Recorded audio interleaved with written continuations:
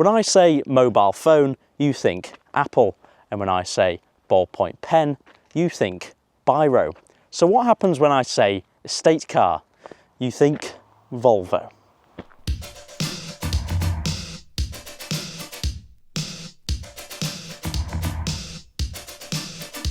Or maybe you don't, but if I said geography teacher, then you definitely would.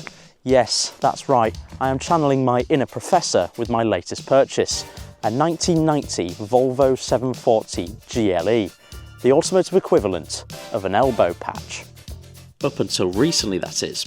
It appears in the last decade, this genre of car has become slightly trendy. Things go in and out of fashion, and for a while the Volvo Estate was the most uncool car on the road.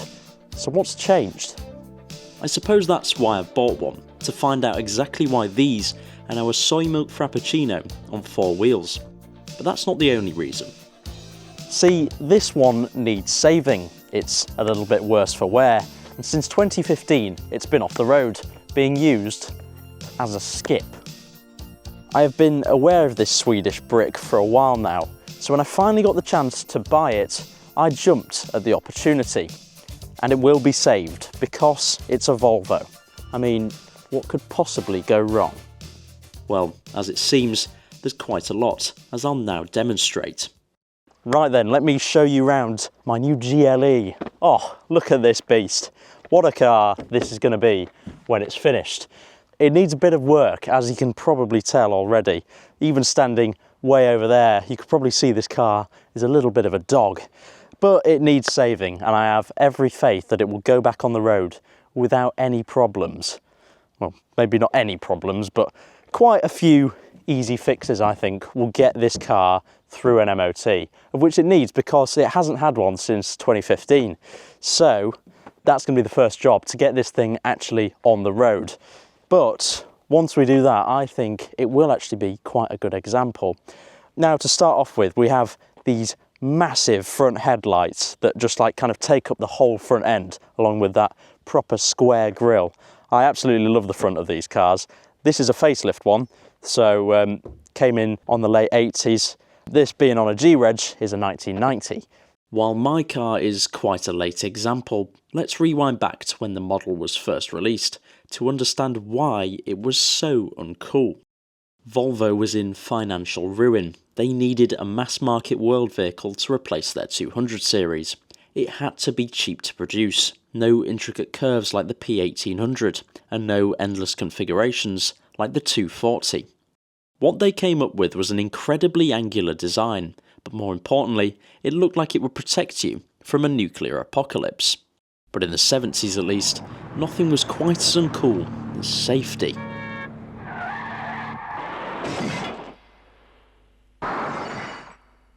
Even on the shortest trips, beware of the blunders. Clunk, click. So while manufacturers were chasing the young yuppie buyer with exciting new options, Volvo was still prioritising safety, meaning they were doing stuff like this. You got no colour-coded bumpers with the GLE. Every Volvo basically of this era had these properly robust plastic bumpers. They also had headlight wipers, which we don't have, unfortunately. Some idiot has lost them or nicked them, I don't know. Going back to that plate, we have an original Durdles Garage dealer plate. Durdles is actually my local Volvo specialist, so this car has lived in York for a very, very long time. Now, the bonnet, it's obviously covered in moss, totally covered, but it also has a nasty bit of lacquer peel in the middle, which is a real shame because that is a big panel to paint. So if we're going to do it, we're going to go all out and make it really, really nice. So we'll have to kind of assess if this car is worth putting that money into when we get it on the ramp, when we get it through the MOT bay, and see exactly what it needs spending mechanically before we can make it economically viable to put in the money for the paint. There's a big crack in this indicator lens. It's also very, very faded. So if we need a new one of them, we'll have to see about that. But parts are still relatively easy to get, but the problem with these were that they facelifted them quite regularly. So there's lots of different parts for different years. So getting the right ones might be a little bit tricky. It's in this lovely shade of blue. It's probably the most iconic colour that you could get the 740 in. This is just the 740 colour. Needs a real good polish up, but it's got a lovely pinstripe going down it, which I'm a big fan of. These great wheels as well. I love the big metal hubcaps they have. They need a real good clean, but with a good bit of acid wheel cleaner, they will come up lovely. These wing mirrors here are a bit of a state. They either need repainting or you know, a heat gun on them or something like that, or maybe some trim restorer. But for the minute, they look very scabby. We're going to need some new wiper blades as well because they are terrible. Now, the worst bit of paint is actually on the roof. The elements have really taken their toll with this car. We do actually have a sunroof. It's covered in lacquer peel, and to be honest, I haven't even tried it yet. That's something that totally scares me, I'll be honest. If it does work and then doesn't shut, then I've got a problem on my hands because I've got a massive Volvo with a hole in the roof. But all this paint is sort of flaking off here, so if I even go to try and jet wash this thing, we're probably going to have a primered roof by the end of that.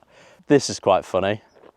This unintentional sort of manual aerial, you have to stick up with your hand there. It's been gaffer taped up in the past, so we'll try and source a new one of those. Around the back, it's not too bad actually. The boot release currently doesn't work. This rear plate is not the original plate, so I'd quite like to get a Durdle's Garage plate remade. But speaking of Durdle's Garage, we have the dealer sticker as well, which is quite cool, albeit slightly faded. We've also got a tow bar, so I can tow stuff with this thing, which might be something I might do because I've been meaning to get a trailer for a while, and this is probably going to be the perfect tow car. Moving round to this side, we've got a bit of trim just hanging out. That wants tucking back in and sort of resealing up. Now you'll notice a really cool feature of this car. It has the optional dog guard. I'm not a dog lover, but even I quite like that. That is such a cool feature to have because this is kind of what this car was for. Transporting your dogs about and running errands, and chances are whoever had this probably had a great big Alsatian or something because they could. They had the car for it. So that dog guard is a really cool feature, even though I don't like dogs. Actually, surprisingly, the tyres all round are really good. I'm guessing it probably had some brand new tyres the year it was parked up because they're not cracked, they're not low on tread. Yeah, they're going to fly through an MOT, so that saved me some money. We're missing a little bit of pinstriping here, but that's not the end of the world. There is an element of how far do you go with this car, because do you go all out and get all the paintwork sorted, or do you just leave it and have it as sort of patina? And I'm slightly swaying that way already, but we'll see how much the MOT costs. You're probably thinking, if the MOT didn't decide to bankrupt me, the fuel bill would, what with its incredibly boxy shape. After all, it's literally nicknamed the Brick. However, with Volvo's neck on the line after consumers moved to smaller, efficient family cars after the rise of the hatchback, the designers needed to make it slippy if they wanted to keep that practical shape. And after playing about in a wind tunnel, they amazingly managed to achieve a drag coefficient of 0.36. Volvo's genius didn't stop there. They managed to create an interior that was a perfect blend of simple yet advanced. You had heated seats, 4 electric windows, electric mirrors, seatbelt reminders, lumbar adjustment, and a silky smooth 4-speed automatic. However, it all still felt very Scandinavian. As predicted though, my particular car is a bit more like a half-built IKEA flat pack. Now, the speedo doesn't work, I've noticed, even just pottering around the yard. And alarmingly, that also means the mileage doesn't work. And I had a look at that, and I've noticed that on the MOT history, that mileage hasn't changed since 2006, or at least 2006. That's when MOTs became online. So this car has stayed at 132,037 for at least 19 years of its life. So I don't know what this mileage actually could be. It could be well over 200,000 miles. But as you know, I mean, it's a Volvo. It's going to wear that mileage well. So we'll genuinely never know the true mileage of this thing. It also has this nasty looking leather peeling up here. Again, we'll try and do something about that, but I'm not going to break the bank and get the whole door card retrimmed because that's just silly. These leather seats as well, a little bit of a rip down there. We might have to try and do a sort of smart repair on those. But again, I don't know how far we go with this thing. In the back, The headliner is a little bit saggy, but certainly not the worst I've seen. Just needs a right good clean. And yeah, once again, we've got that sunroof, but unfortunately, I don't know if it's going to work or not, but I daren't press it. Maybe we have a play with that a little bit later on down the line. Yeah, really comfortable interior. I'd happily do plenty of miles in this thing.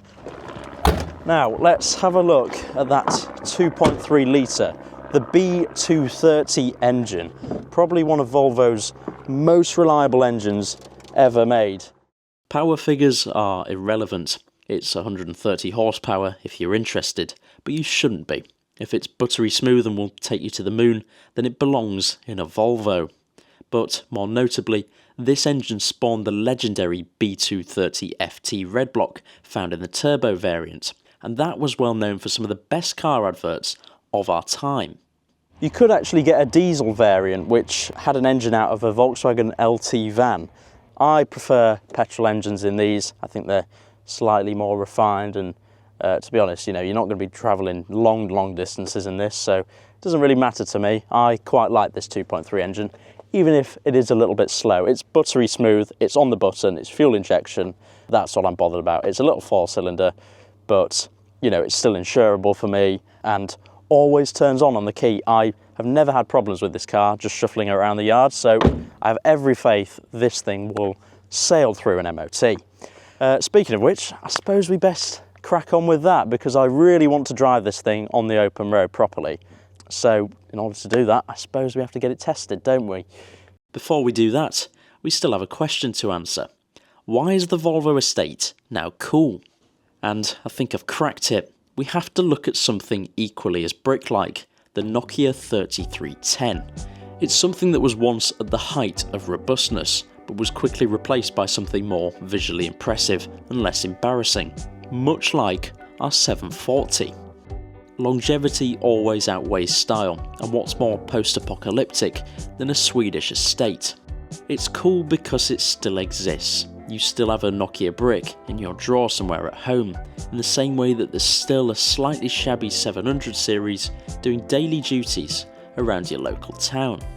Volvo has always been a byword for reliability and quality, and thanks to that tank-like attitude, they finally found their niche of people who put moon miles on these cars. There's reports of 700 series with over 600,000 miles on the clock, and in an automotive climate where we're obsessed with putting as little miles on cars as possible, there's something slightly refreshing about a high-mileage Volvo. And what better way to do it than perhaps the most iconic shaped Volvo of all time? Mine has survived trial by skip, it can now surely survive trial by MOT, and I can't wait until that day when I can drive it. So tune in next time to see this Scandinavian slab back on the road, and until then, thank you very much for watching.